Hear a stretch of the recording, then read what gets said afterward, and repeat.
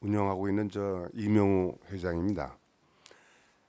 이렇게 이 환단고기를 통해서 고조선 역사를 이렇게 발표하게 돼서요.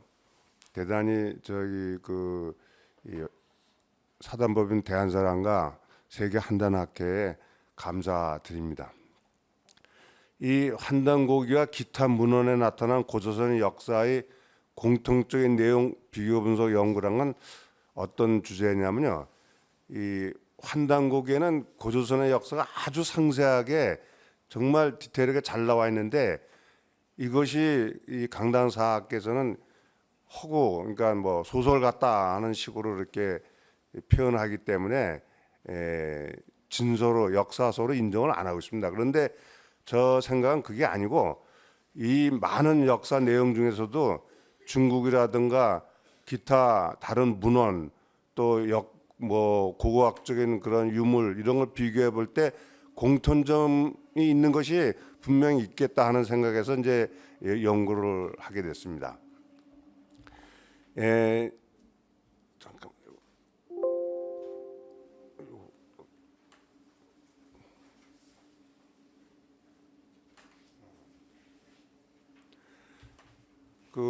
목차를 말씀드리면요, 각종 문헌에 있는 중요 고조선의 역사 내용, 또 국내 역사서에 있는 고조선의 역사 비교, 또 문헌과 유물에 의한 고조선의 기술과 산업, 문헌에서 검증된 주요 고조선의 역사, 그리고 결론을 말씀드리겠습니다. 제가 이 논문을 쓰게 된 역사적인 쓰게 된 배경을 조금 간단하게 설명을 좀 드리겠습니다. 우리나라의 이 중고등학생이 사용하는 역사 교과서 한국사가 있는데요. 한국사에 보면은 이 한국사가 무려 페이지가 한 300페이지 정도 되는데 여기서 고조선의 역사를 기록한 게 달랑 한 페이지, 어떤 데는 반 페이지 정도밖에 안 써 있습니다. 이걸 보고 참 이상하게 생각했는데 이 역사 교과서가 바로 요겁니다. 2018년에 나온 역사 교과서인데 여기에 보시면은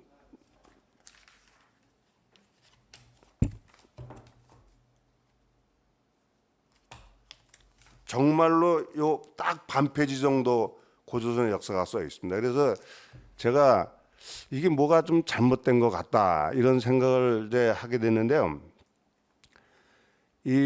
우리 대한민국이 임시정부의 정통을 이어받았다고 헌법에 이렇게 명시되어 있고 또 이 고조선의 건국일인 개천절을 갖다가 국가적으로 나라에서 이렇게 다 행사를 하고 하는데 이 대한민국 임시정부만 보더라도 임시정부가 역사 교과서를 편찬한 게 있습니다.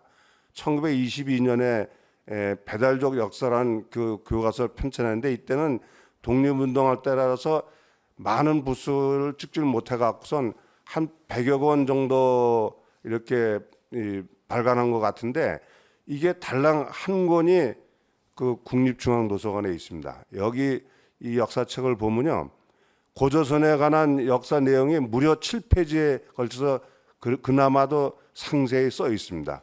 이런 걸 볼 때 지금 우리나라 한국사 교과서가 이건 너무한 거 아닌가 하는 생각이 듭니다.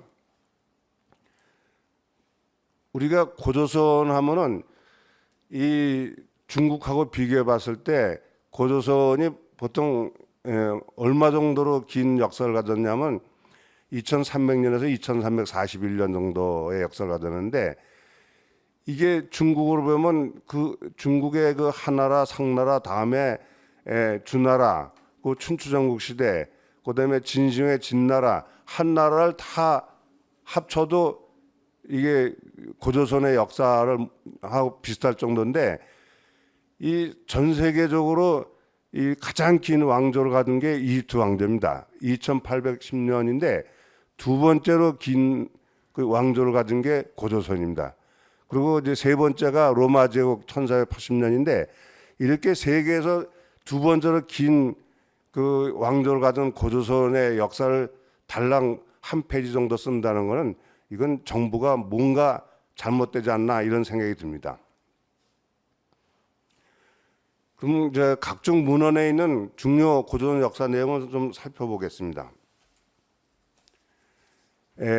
국내 문헌은 물론 삼국유사에 나옵니다. 여기에 이제 고조선이라는 말이 처음 나오는데 이거는 오래된 조선이라는 의미에서 고조선을 썼는데 이게 해방 후로부터 계속 일반 명사가 돼 갖고 단군조선이 고조선으로 이제 명칭되고 있습니다.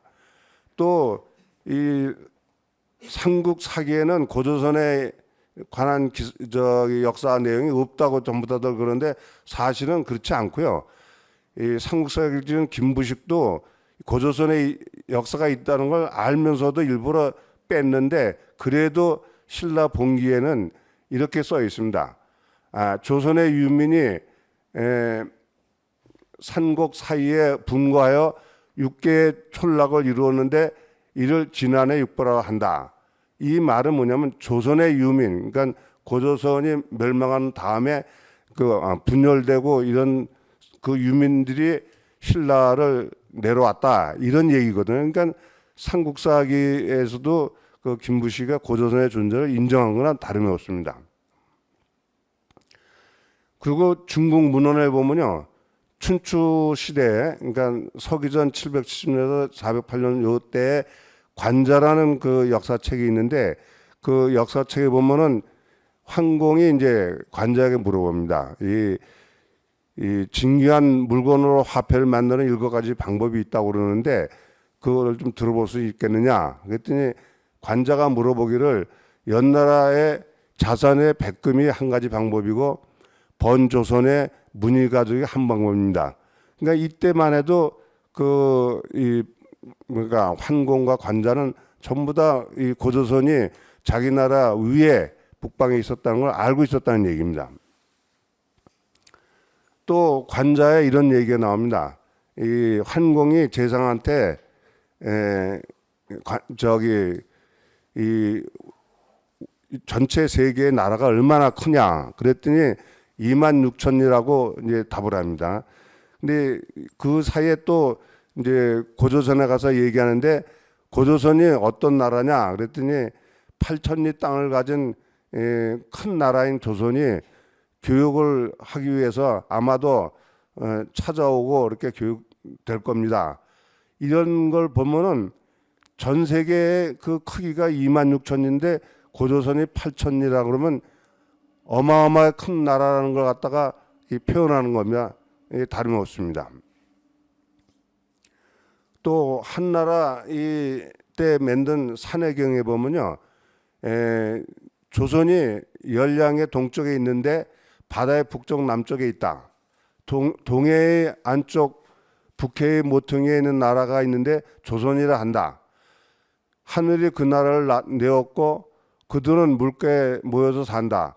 그들은 하늘을 경험하고 서로 아끼면서 산다. 이렇게 조선에 대해서 그 위치와 또 그 풍습을 상세하게 설명되어 있습니다. 그래서 국내외 역사서에 있는 그런 고조선의 역사를 비교해 보면 다음과 같습니다. 문헌에 기재된 고조선은 어떤 나라인가? 이것이 조선왕조실록 또 세종실록에 좀 상세히 나와 있는데 이 옛날에 있었던 단군 고기를 인용해서 이렇게 설명을 하고 있습니다. 지금 단군 고기를 지금 현재는 없지만은 여기에 뭐라고 써 있냐면요.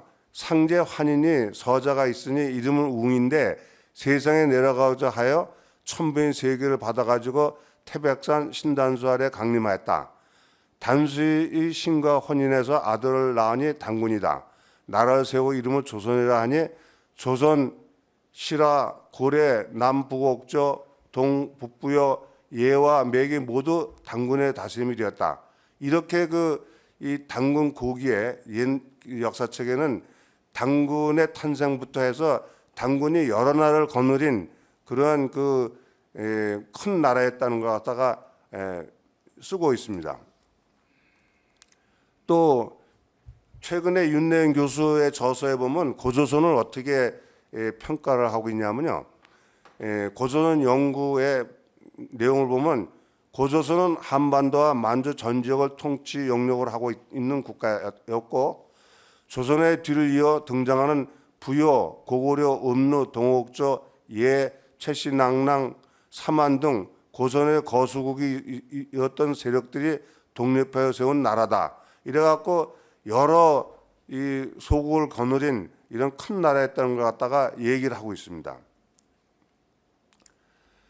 그래서 또 이 이제 당군 왕검의 탄건과 탄생과 고조선의 개국에 대해서 이 조선왕조실록에는 어떻게 되어 있냐면요. 옛날 환인이 서자 환웅이 무리 3,000명을 거느리고 태백산 꼭대기에 신단사에 내려왔다. 이것을 신시라 하고 이분을 환웅청이라고 한다. 그래서 이 내용은 물론 이제 상문에서 좀 비슷합니다. 그래서 당군 왕검은 당뇨 즉위한 지 50년이 되는 경인년 평양에서 도읍을 정하고 비로소 조선이라고 불렀다. 이래서 조선의 건국 내용을 갖다가 조선왕조실록에도 전하고 있습니다. 또 환단고기에 보면요, 당군색에 보면 왕검의 아버지는 단웅이고 어머니는 웅씨 왕녀이며 신묘년, 그러니까 서기전 2370년 5월 1일 인시에 박달나무 밑에 태어났다. 이렇게 당군 왕검의 탄생을 알리고 있고요. 또 무진원년, 그러니까 서기전 2303년에 왕검이 오가의 우두머리로서 800인을 이끌고 와 단목터에 자리를 잡았다.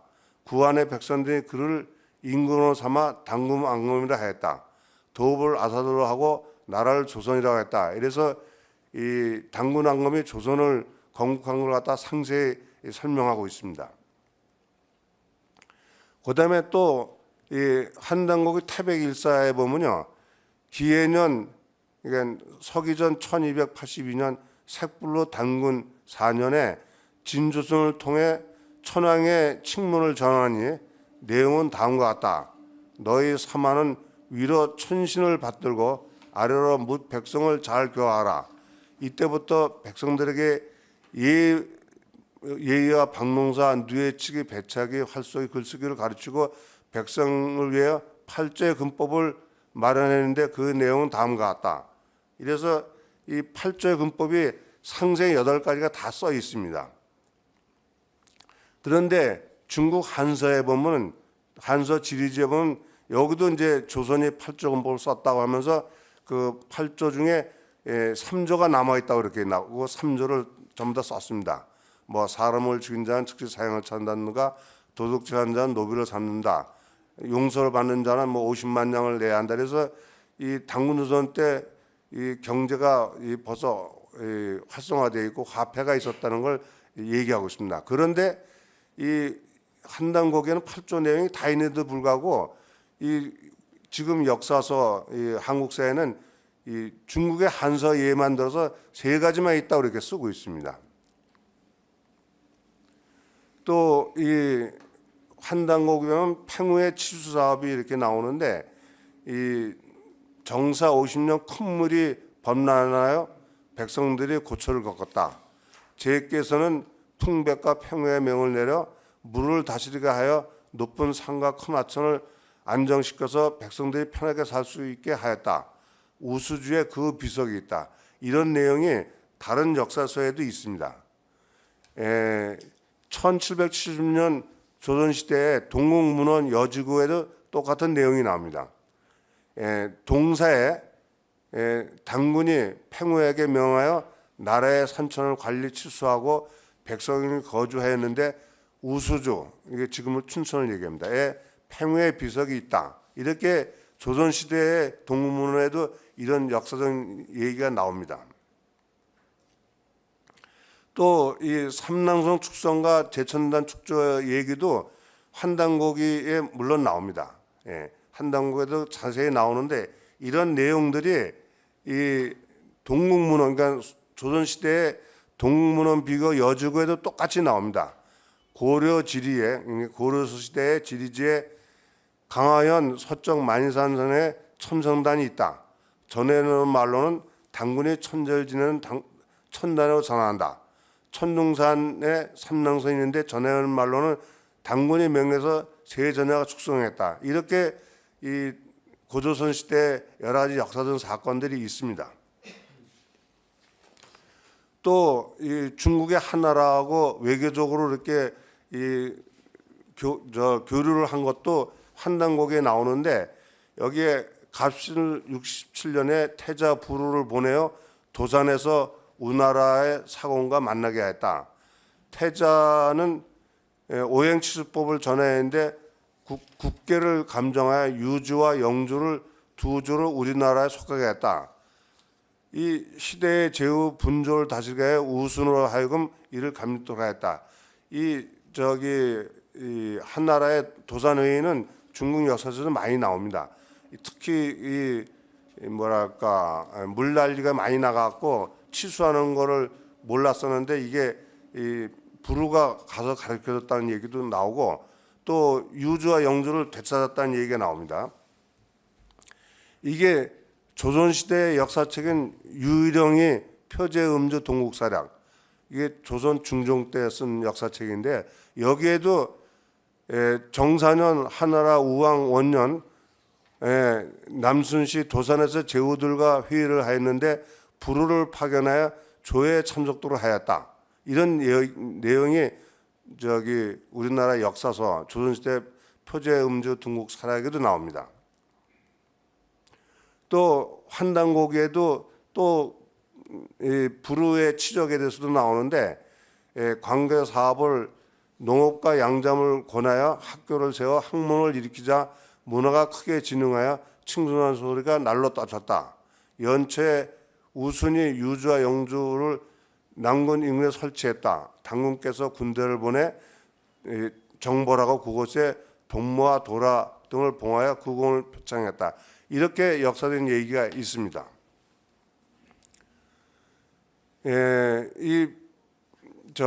이런 당군의 치적을 일제 강점기 때도 서계수 선생이 쓴 세가보에 또 똑같은 내용이 나옵니다. 여기도 이제 한나라 우왕이 남국 인근에 유주와 영주를 설치하자 군대를 보내 정벌한 후 그곳에 도로와 동물을 봉하고 그 공로를 표창하였다. 이런 역사적 내용이 여기 세가보에도 써 있습니다.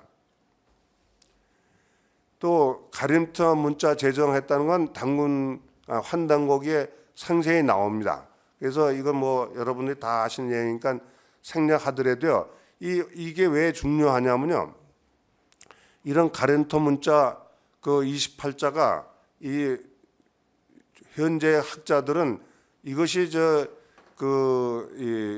훈민정음이 가림터 문자로부터 전래됐다는 이런 게 주류 학자들의 지금 현재 논하고 있는 겁니다. 그런데 그것뿐만 아니고 가림터 문자가 실제로 써있는 이 가림터 비문도 있고 이건 중국에 있습니다.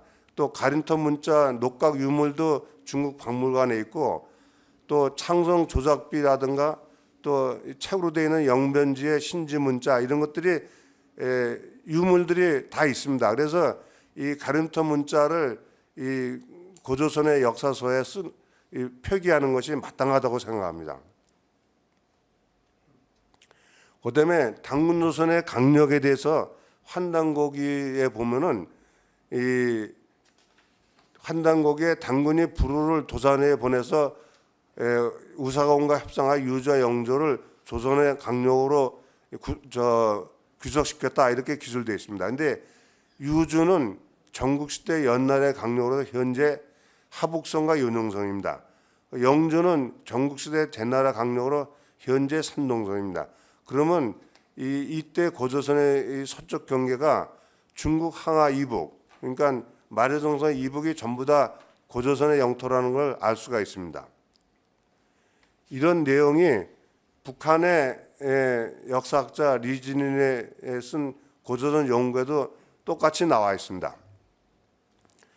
북한은 환단고기를 진서로 인정하고 있는 이런 입장이기 때문에 우리하고 좀 다릅니다. 그래서 이 역사책에는 이 고조선의 위치에 대해서 필자는 고조선의 위치에 대한 사료를 가나안 정도 수집하여 종합한 결과 기원전 3세기 초까지 료동, 요소, 우부평에 이르렀고 기원전 3세기 초에 서방의 광대한 영역을 연해에 탈취당한 결과 오늘의 대능왕, 이게 폐수를 말합니다.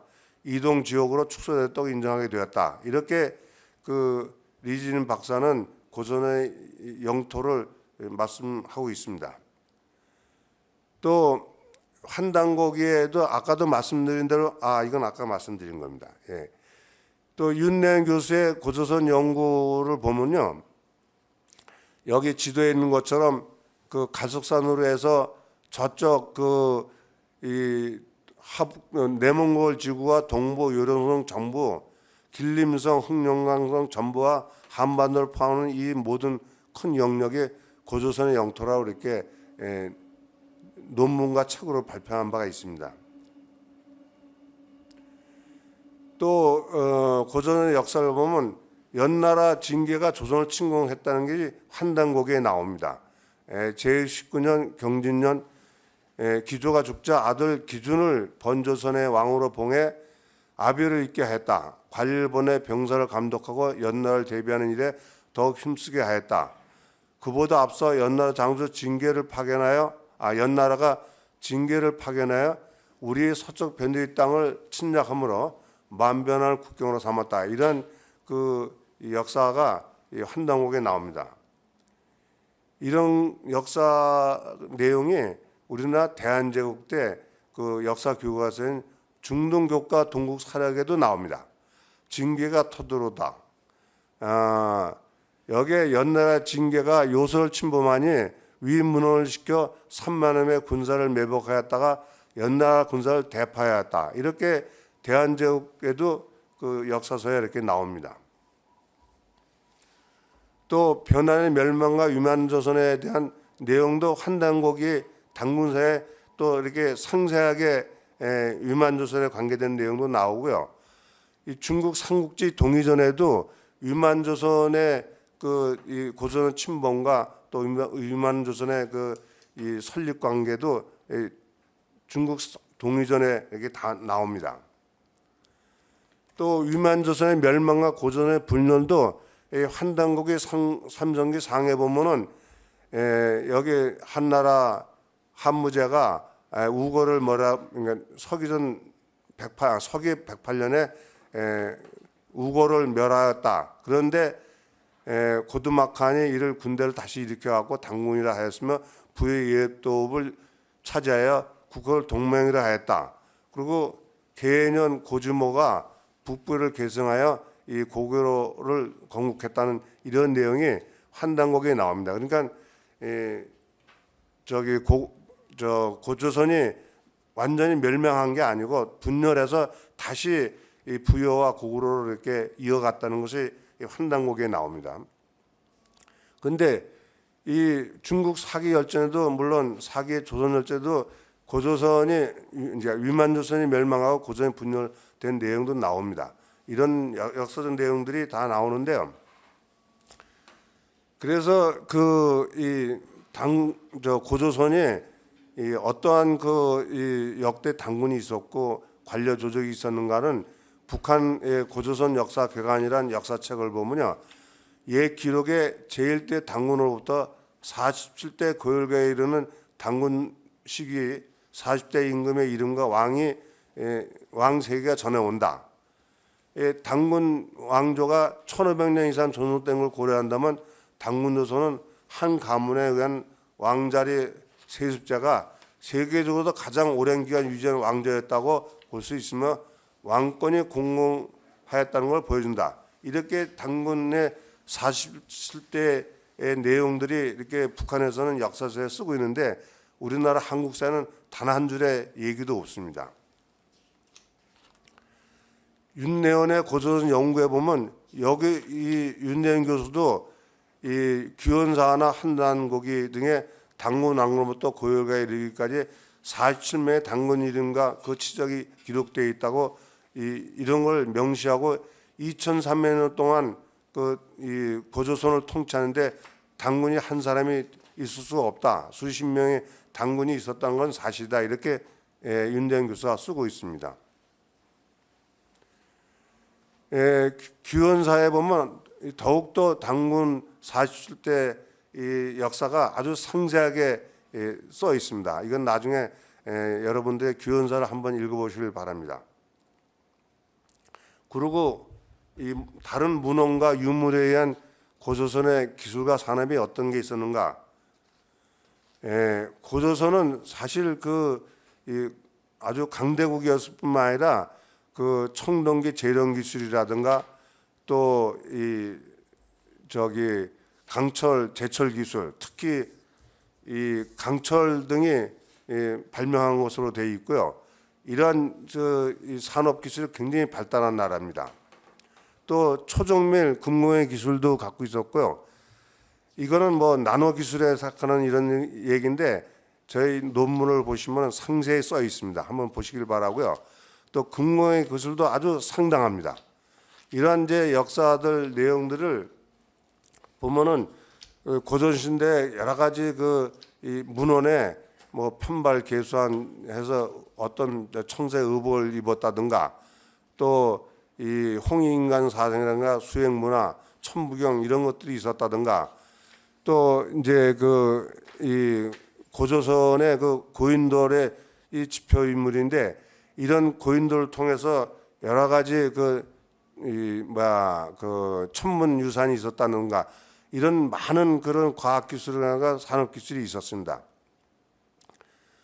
이런 이제 이 내용들을 제가 이 논문에 쓴 이런 여러 가지 환단국을 통해서 각 역사서에 있는 이런 내용들을 충분히 이렇게 여러 가지가 있습니다. 고조선의 치세라든가 외교 문제 또 이 여러 가지 당군들의 치세 문제, 치세에 대한 내용 또 이 여러 가지 이제 삼난소나 청대단을 축조했다는 내용이라든가 또 이 중국의 한나라하고 외교 관계를 했다는 그런 역사적인 내용 또 이제 이 부류의 치적이라든가 이 가림토 문제 제정 여러 가지 이제 이 당군 조선의 강력 이런 것들이 이제 환단국뿐만 아니라 여러 역사들에 다 나오는 얘기입니다. 그래서 제 생각에는요 이러한 역사서들이 참 안타깝게도 지금 한국 사회는 하나도 써 있질 않습니다. 안 쓰는 이유를 글쎄 알 수는 없지만 이게 좀 너무한가 하는 생각이 들어갔고요.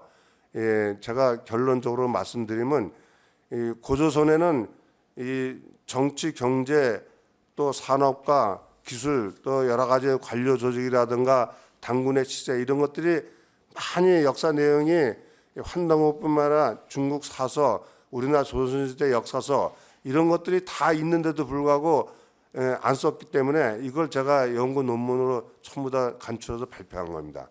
이러한 논문들을 결론적으로 말씀드리면은 이런 게 우리나라 한국사에 안 써 있다는 것은 진짜 우리가 고조선을 갖다가 우리나라 대한민국의 최초의 건국한 나라로 이렇게 헌법에도 명시되어 있을 정도로 이렇게 돼 있고 임시정부를 하면서 임시정부 정통을 이어가면서 그렇게 임시정부도 못한 역사서를 쓴다는 게 이게 말이 안 된다. 특히 이 고조선의 역사를 갖다가 좀 더 이렇게 저의 논문에 밝혀 있는 바와 같이 상세한 거를 좀 밝혀 갖고서는 우리나라 한국사에 이렇게 반영했으면 좋겠다는 생각이 저희 생각입니다. 이상으로 마치겠습니다. 감사드립니다.